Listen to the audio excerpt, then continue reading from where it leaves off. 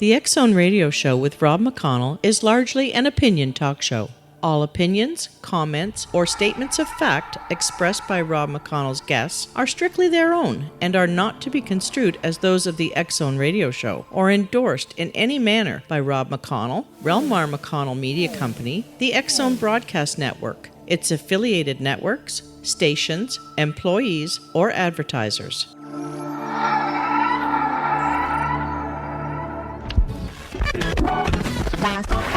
All Hit Radio.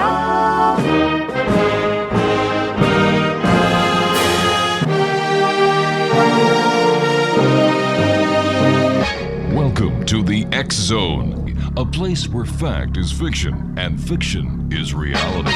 Now, here's your host, Rob McConnell. And welcome back to the X Zone, everyone. My name is Rob McConnell, and yes, we're coming to you from our studios in Hamilton, Ontario, Canada. Worldwide toll-free, 1-800-610-7035. Email xzone@xzoneradiotv.com, on MSN Messenger, xzoneradiotv@hotmail.com, and our website, www.xzoneradiotv.com. My guest this hour is James O'Con. We're going to be talking to James about his new book entitled The Lost Secrets of Maya Technology. And James is an author, lecturer, and an award-winning structural engineer. He has explored more than 50 remote Maya sites and researched Maya technological accomplishments for more than 40 years.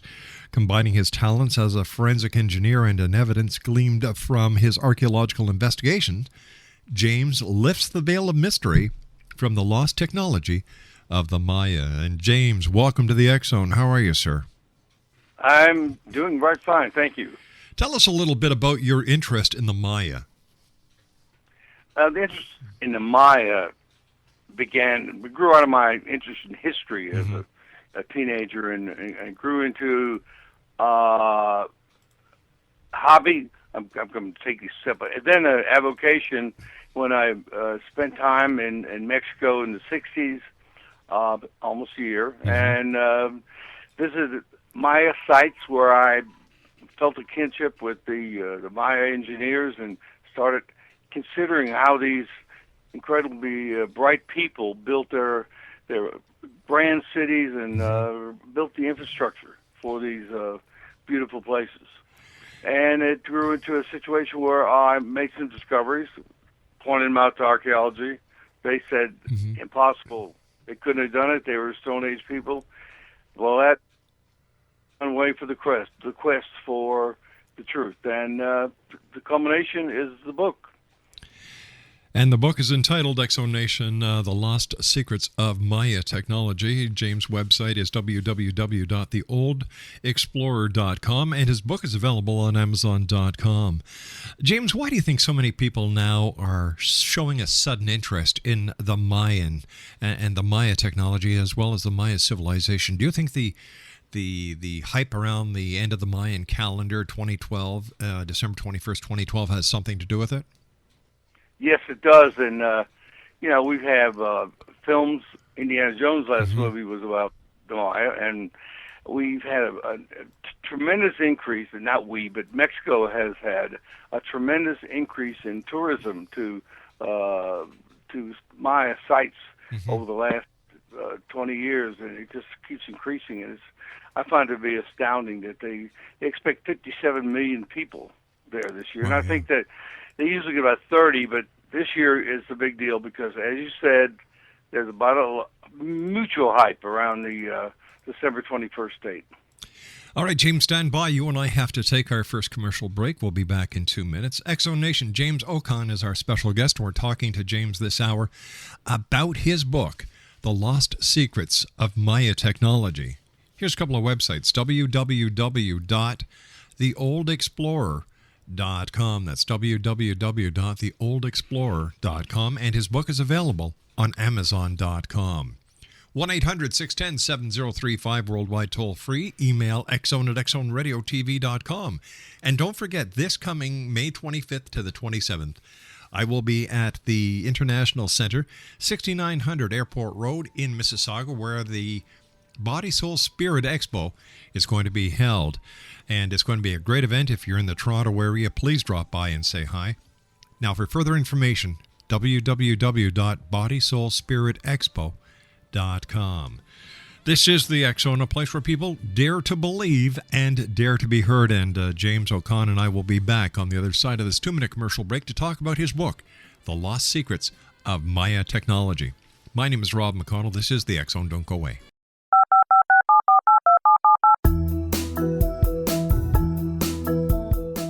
Did you know that when you're on the road with limited data or Wi-Fi, you can still listen to the X Zone radio show with Rob McConnell, The Science of Magic with Gwilda Wiyaka, X-1, Dimension X, Space Patrol, and every minute of the X Zone broadcast network by calling 213-401-0080, courtesy of Audio Now. No smartphone, app, or internet needed. It saves your data plan and it's free if you have unlimited minutes. Call 213-401-0080 to listen on any phone, anytime, anywhere.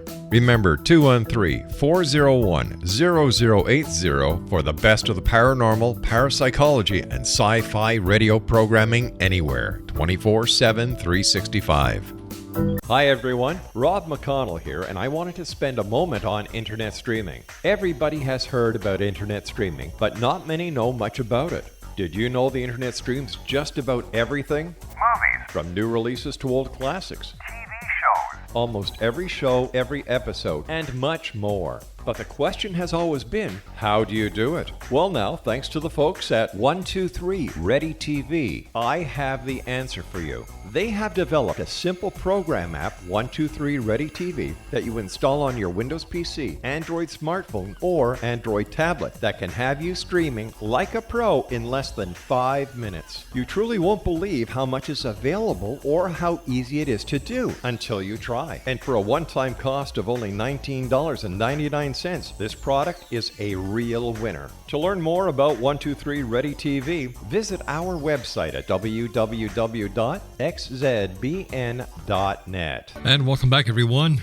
James O'Connor is our special guest this hour. We're talking about James's book, The Lost Secrets of Maya Technology, and it's available on Amazon.com. Now, the Maya civilization was the longest in history, James. Let's see, what was it, 3,000 years? The Maya had a long time to contemplate the cosmos, the universe. They were farmers, they were astronomers, and they were great cosmic philosophers.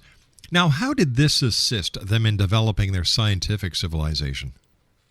You took away my best line, the cosmos.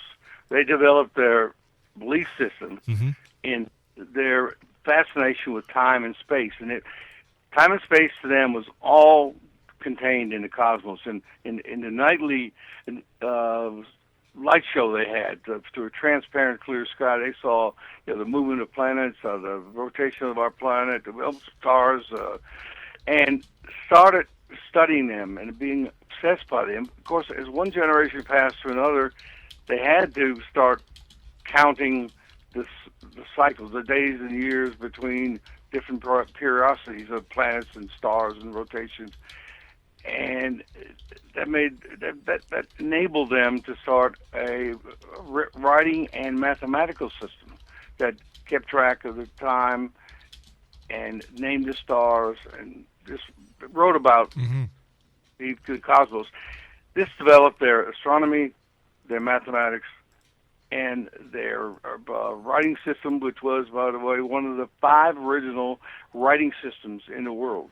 Now we also know that the Maya realized that the Earth was not the center of the universe 500 years prior to Galileo finding this out. Absolutely, they knew that when the ships which landed with Columbus were all afraid of falling off the edge of the Earth, but the Maya, which had already passed away, the civilization had passed 600 years before, but they knew. The Earth was round. Right. So, why were the Maya so intelligent?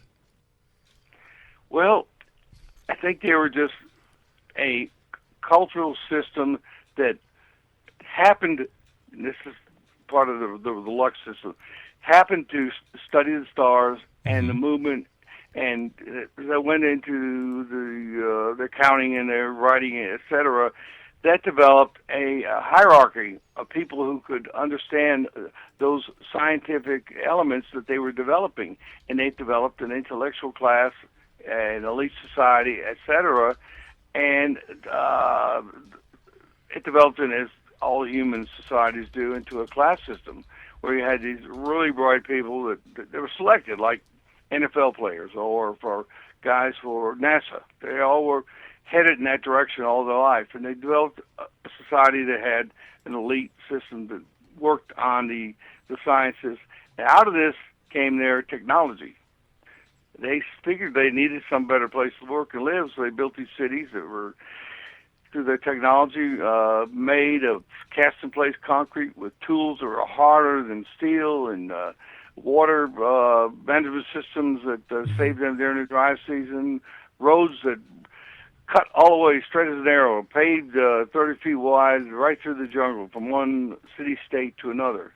They were city-states rather than an empire, and that's one of the things that kept them going for 3,000 years, because there was not one big city that controlled, but 50 cities that relied on each other for trade and for their culture and for a lot of political interface. That was a lot. That was a 3,000 year stretch right there. But that is what kept them in a intellectual state, where they could use their cognitive intelligence and develop all these thoughts. So, without outside influence from other cultures, James, how did the Maya evolve their scientific civilization? Well, it started with the stars. Everything you need to start a science is in counting, naming the stars, and this astrology and the projections of time through astronomy. I said astrology, I was wrong.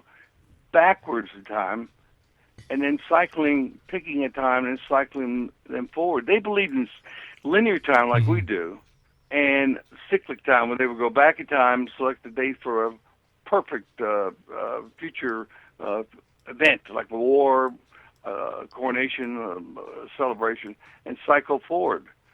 That's how we got the 2012 date. That was evolved in cycling back and forward until they found the right date for. Now, I've been down to Mexico myself, and I've done quite a bit of research on the Maya, and nowhere, talking to any of the Maya, talking to any of the different high schools of learning, including the government officials, do they state anywhere that the end of the world is going to be happening on December the 21st, 2012? So where did this myth come from? Well, the myth around December 21st is really a myth started by modern doomsday predictors.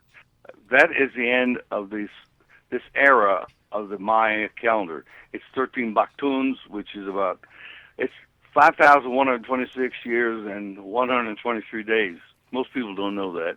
But they developed that as part of the precession of the Earth, which is 25,600 years. The Maya divided into 5 parts and took each one, which is 5,126 years and change, and set a start of the creation and the end of the creation. And so the Baktun 13.0.0.0 will be on December 21st, which happens to be a famous day around the world. That's where we got Christmas. That's the winter solstice, Hanukkah. Everything you could think of were all developed around the winter solstice. So they picked the winter solstice, which is the time when the sun is, vertically at the zenith, and set that up as a great day to end, have a big New Year, because the next day was 00001, which was a new time era.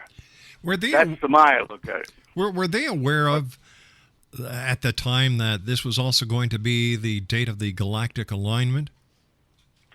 They picked that date. A lot of scholars think this, and I'll give you the thought process. The galactic alignment is when the dark rift in our galaxy and the Milky Way, it aligns with the sun at the zenith. And there's if you drew a line along the dark rift, and then aligned it with the sun and some planets, you got a cross, which is like the Earth tree of the Maya, and that happens many times throughout the 5,000-year history, but it also happens several times in this period. We're talking about 2012, and they found a date when it would swing back and forth right at the 21st of December, and got that was the date. They picked a date that would end on a holiday, which was the solstice, and they were brilliant astronomers. So yeah, they were doing this at around the year zero in our calendar, around the time of Christ's birth, at a town called Istapa. So that's as logical a case as I can. It's logical to me because they were great astronomers. But they picked a date that would be on a holiday at the end of their era, the creation era. Now, Jim, because archaeologists consider the Maya to be a Stone-Aged people, how did this label affect your studies? Well, that was one of the elements that really drove me into this quest. I was absolutely sure the Maya had invented cement, tools harder than steel, incredible methods of transportation without a beast of burden, and I knew that these people who had one of the first five original languages, written languages in history, couldn't be Stone Age just because they didn't have metal tools.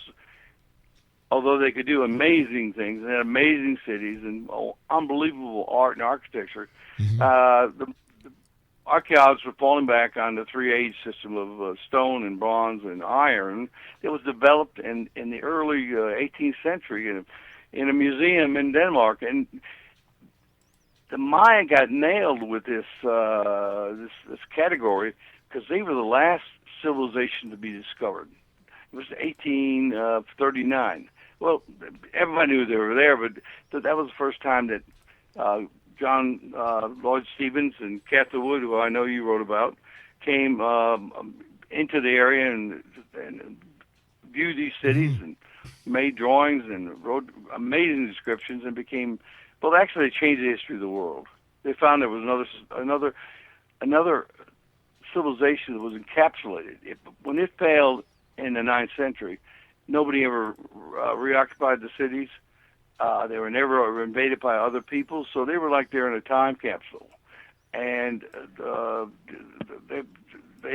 we being the archaeologist. Now, I'm not an archaeologist. I'm an engineer. I'm an archaeo-engineer.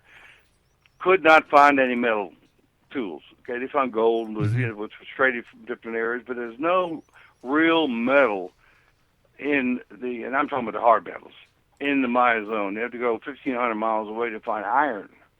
So they didn't see any metal, so they had to be Stone Age. In the book, in Chapter 4, I talk about many other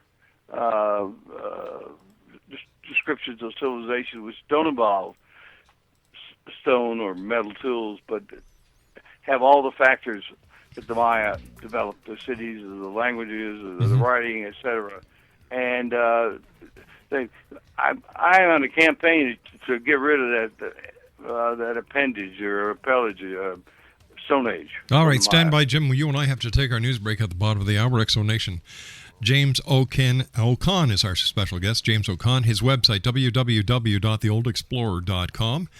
Or his book can be found on Amazon.com, and the name of the book is The Lost Secrets of Maya Technology. That's The Lost Secrets of Maya Technology is available at Amazon.com. I'll be back on the other side of the news with James O'Conn as the X Zone continues with yours truly, Rob McConnell. Don't go away. This is the X Zone Broadcast Network, broadcasting worldwide on broadcast affiliates and satellite program providers, including CNN Broadcast Network, Sirius Satellite Network, Star Media, Good News Radio Network, Angel Broadcast Network, Wiki Broadcast Network, and WPBN TV. For more information on the X Zone Broadcast Network, visit us at www.xzbn.net.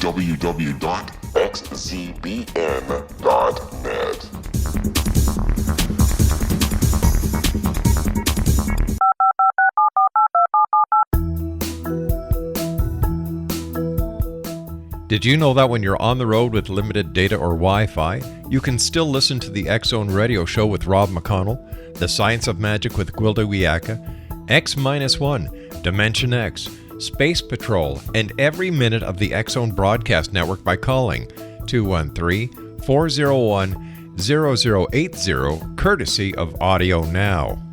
No smartphone, app, or internet needed. It saves your data plan and it's free if you have unlimited minutes.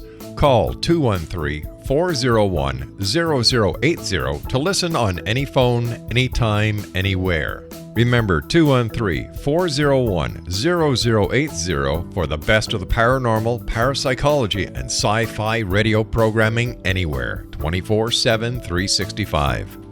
Hi everyone, Rob McConnell here, and I wanted to spend a moment on internet streaming. Everybody has heard about internet streaming, but not many know much about it. Did you know the internet streams just about everything? Movies, From new releases to old classics. TV shows, Almost every show, every episode, and much more. But the question has always been, how do you do it? Well now, thanks to the folks at 123 Ready TV, I have the answer for you. They have developed a simple program app, 123 Ready TV, that you install on your Windows PC, Android smartphone, or Android tablet that can have you streaming like a pro in less than 5 minutes. You truly won't believe how much is available or how easy it is to do until you try. And for a one-time cost of only $19.99, this product is a real winner. To learn more about 123 Ready TV, visit our website at www.xzbn.net. 1-800-610-7035 worldwide. Email xzone@xzoneradiotv.com. On MSN Messenger, xzoneradiotv@hotmail.com.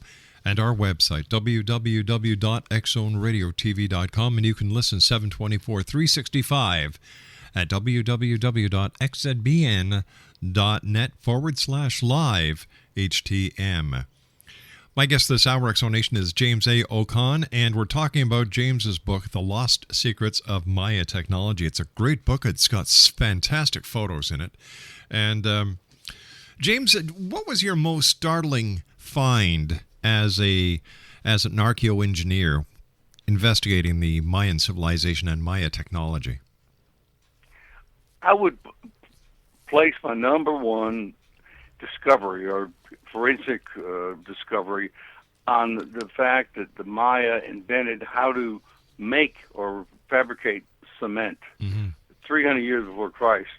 And the Europeans discovered the method in 1851. Well, that's when it was patented anyway.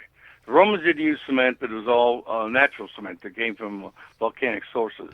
So they didn't have to develop a method, but the Maya developed this incredible wood timber cylinder. They would make 20 feet in diameter and about 10, 12 feet high out of wood that would be burned with a cylinder down the middle. It would be, I'd call it the fire cylinder. And they would develop this and put limestone on top. Now, when limestone gets to 14 to 1600 degrees Celsius, it melts. And when it melts, it becomes cement. And they developed what I term, and that is what it is, a thermodynamic reactor, which had a fire in the center, which lowered the temperature as the fire got hotter, and these shafts at the ground level that drew in fresh, oxygen-rich, cold air that combined with the interior fire and made the fire hotter, and it would recycle and get hotter and hotter until they would develop a temperature that was required to melt the limestone. And this was I've made models of this, and pictures are in the book. They're only 1/20 scale, but I had fire shooting their furnaces, which they still use occasionally. Nobody ever found these until I discovered pictures from, Chichen Itza when they were consolidating the site. And all the cement they used there, was made from this kind of process. And this tongue of flame would shoot in the air 150 feet, at 50 meters. And mine only did 6 or 8 meters, but it's amazing. It's like at the end of Indiana Jones. Remember that tongue of fire going up from the ark? Yeah. that's my most impressive discovery, because hey, I got the pictures of how they did it.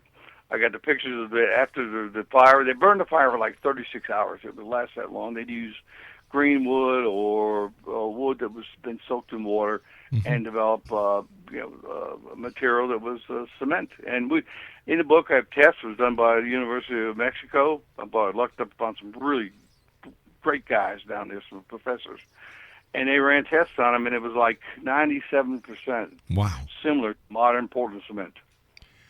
Why do you think, James, that everybody looks at the Egyptians or the Incas as the great mysteries, and yet in my book, the Maya, I'm sorry, they have so much to offer, and they have offered and given so much to modern technology. It's true, but they didn't have the PR the Gypsies had. Gypsies had the Greeks and the Romans and everybody who occupied their country to write and think and tell about their culture, their inventions, and everything else. And likewise, the Incas.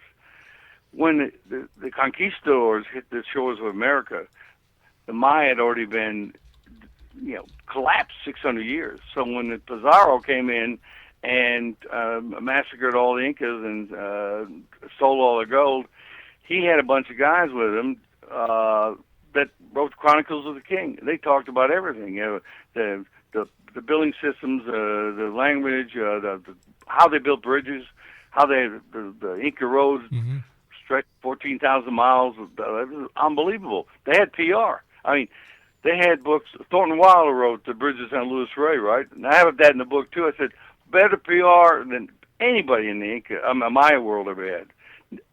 When the Spanish hit, they never even saw the lost cities in jungle. They didn't care about them. They were covered up with, jungle plants and trees and vines. And the Maya were just, they'd been, over the 600-year period, had fallen from the great scientific society into a more farming community. They did have literate people that could read the books and copy the books that were burned by the Spanish, but they didn't have the great sciences and the great cities.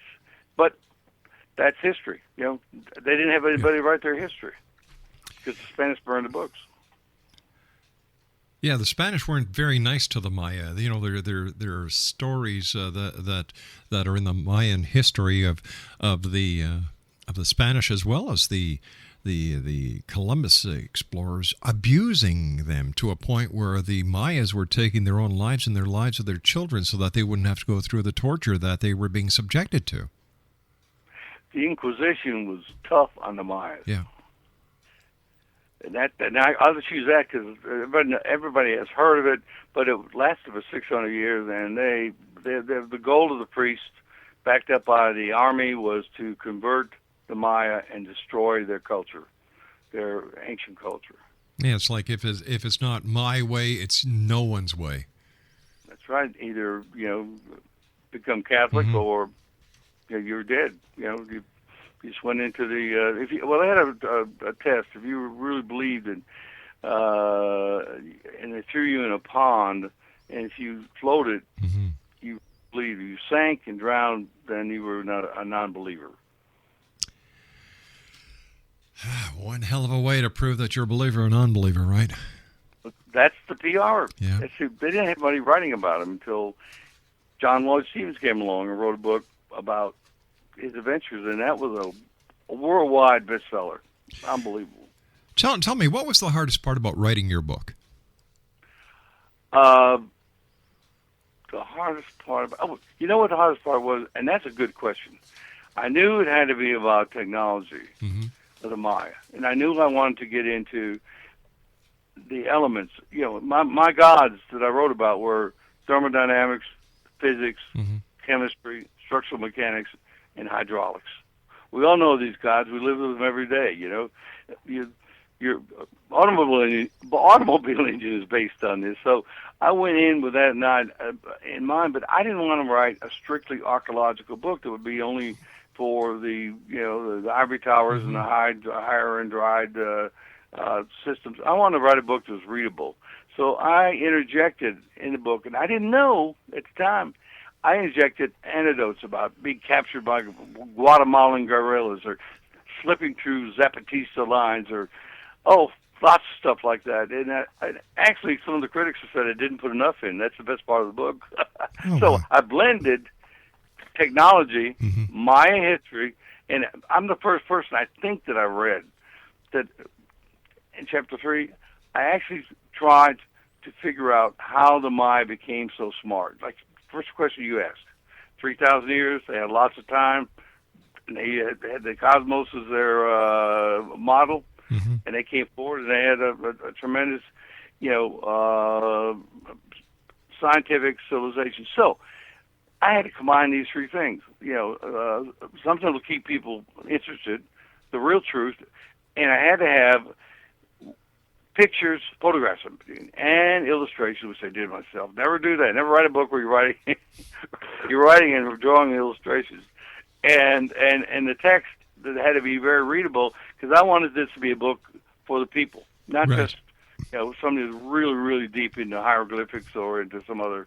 I don't even hardly touch on it. Those things in the book. I just describe what they did. That was the hardest part of blending those things into 12 chapters, where at the beginning I talk about where they came from. At the very end, they're dying, laying on their superhighways, the Sakbes, with no water and no food because the worst drought in 7,500 years has struck, and there was no way out. And technology, which had built the Maya civilization and enabled a civilization, population of 18 million, collapsed and failed them because the water supplies ran out. The agriculture did not work without water, et cetera, et cetera. And you read in the book how many technological features failed them, and they were left. So they all died off. And one of my reviewers, who was a well-known archaeologist, at the end said, "Bummer." He just wrote down, "Can't we have a happier ending than that?" So I wrote the epilogue. But anyway, that was I got input from 4 famous archaeologists on the reviews. They were I got good reviews, and I wanted to blend in technology and the truth about the Maya. Tell me, what was the reaction of some archaeologists to your technical options or your technical opinions? The thing that really got me was they would write, and I'll take the 4 guys that actually had a chance to write on the manuscript. I didn't know that. It comes like that. That's interesting. I learned more about draft animals than I've ever learned before because I was talking about the Maya and the advantage of not having draft animals. And they were really great comments, and they never commented once about the history, or I didn't get anywhere into the belief system. I didn't talk about ritual or kings or matriarchy or anything like that. I kept it all to, engineering type stuff, that how they built it and how they maintained it, and what was left when it was quote, discovered. So that was the hard part, and it worked. It really worked. Oh, I blended in those stories about adventures, which I didn't want. Adventure, as I say in the book, adventure is something, starts with something, doing something stupid, so that's how I did it. And that was the hardest part, is blending in the 3 elements. So can we safely say that there's now scientific proof that the Maya were a technologically advanced society? Yes, and what impresses me is the reviews are using that very phrase, technologically advanced, because they see the cement and they see they use tools harder than iron. The water systems were tremendously advanced. A series of underground cisterns that collected water during the rainy season, so it could be used by the cities and by everybody during the dry seasons, and on and on. And their boats, they had a trade system. Now I really tout the trade system because they lived off the trade. I mean, they traded north into Mexico. That's north of about 1,500 miles, and they had these big boats. They were like giant canoes, but they were built with all the technology of modern marine vessels. And the best witness we have for those is Christopher Columbus himself. In his fourth voyage, he boarded a Maya sailing vessel at sea and took off his best treasure, which was cotton, by the way, at the time, because Europe didn't have cotton like the Maya grew and wove. And he described the boat and everything else, and I use it in the book to recreate a Mayan canoe along with an expert that I worked with. So people who read it believe it because I tell how it was done. I tell how the system was built and operated. I show drawings, and then I show a photograph. And when you do that, you don't have any more questions about, well, show me something else, Well, nobody's asked a question like that yet. I'm really pleased that I satisfied the reader because I've got the comments from the reviewers say he illustrates clearly the miracle of the Maya. All right, stand by, Jim. You and I have to take our final break. Exonation, James O'Con is our special guest. He's the author of The Lost Secrets of Maya Technology. That's The Lost Secrets of Maya Technology. It's available at Amazon.com. And for more information on James, visit his website at www.theoldexplorer.com. And James and I will be back on the other side of this commercial break as we continue here in the X Zone from our studios in Hamilton, Ontario, Canada. My name is Rob McConnell. Don't go away. This is the X Zone Broadcast Network, broadcasting worldwide on broadcast affiliates and satellite program providers, including CNN Broadcast Network, Sirius Satellite Network, Star Media, Good News Radio Network, Angel Broadcast Network, Wiki Broadcast Network, and WPBN TV. For more information on the X Zone Broadcast Network, visit us at www.xzbn.net.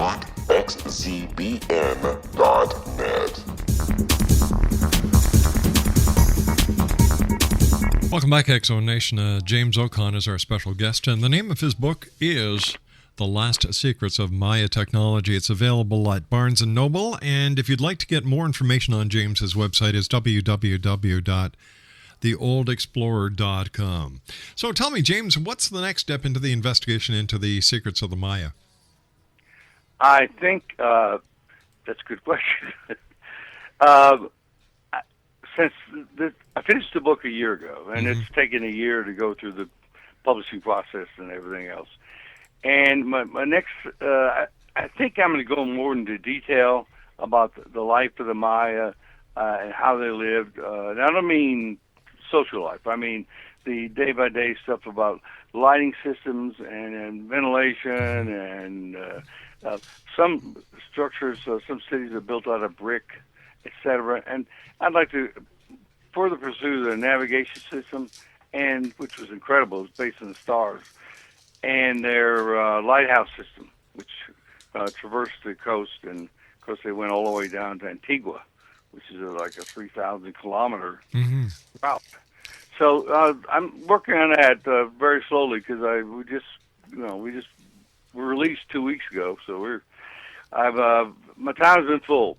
So and I'm enjoying it, by the way. So that was not a complaint. Tell me, Jim. Let me ask you this question as somebody who's gone deep into the Maya, their secrets, their culture, their technology. What do you think, or how do you feel the doomsday prophesiers are going to feel on December the 22nd, 2012?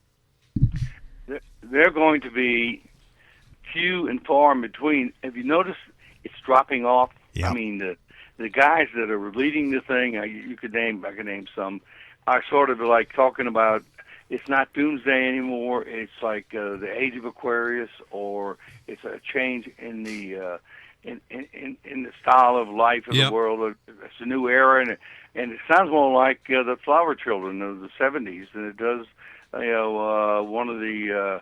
Well, I read some of your documentation about the failed end of the world prophecies. Yes. Okay, which we've all gone through a bunch of them. I think they're going to be disappointed, and they're going to wind up like the rest of us. Only 4 shopping days till Christmas. James, I want to thank you ever so much for joining us. Congratulations on a great book. I thoroughly enjoyed reading it. Much success to you in the future. And please come back and visit us again here in the X Zone. I'm always glad to visit Canada. All right, buddy. You take care of yourself. And once again, congratulations on a great book. X Zone Nation, James O'Con has been my guest of this hour. And he's the author of The Lost Secrets of Maya Technology. Now, it's available at Barnes & Noble, Amazon.com, and for more information on James himself, www.theoldexplorer.com. Don't forget, May 25th to 27th, I'll be at the Body, Soul, Spirit Expo, 6900 Airport Road. That's the International Center, right across from Pearson International Airport. For more information, wow, they've got a great venue this year. Hats off to you, Chandler. Visit www.bodysoulspiritexpo.com. That's www.bodysoulspiritexpo.com. I'll be back on the other side of this commercial break with the news as the X Zone continues from our studios in beautiful Hamilton, Ontario, Canada. Send an email to me anytime. Love hearing from you. xzone@xzoneradiotv.com. My name is Rob McConnell. We'll be back after the news. Don't go away.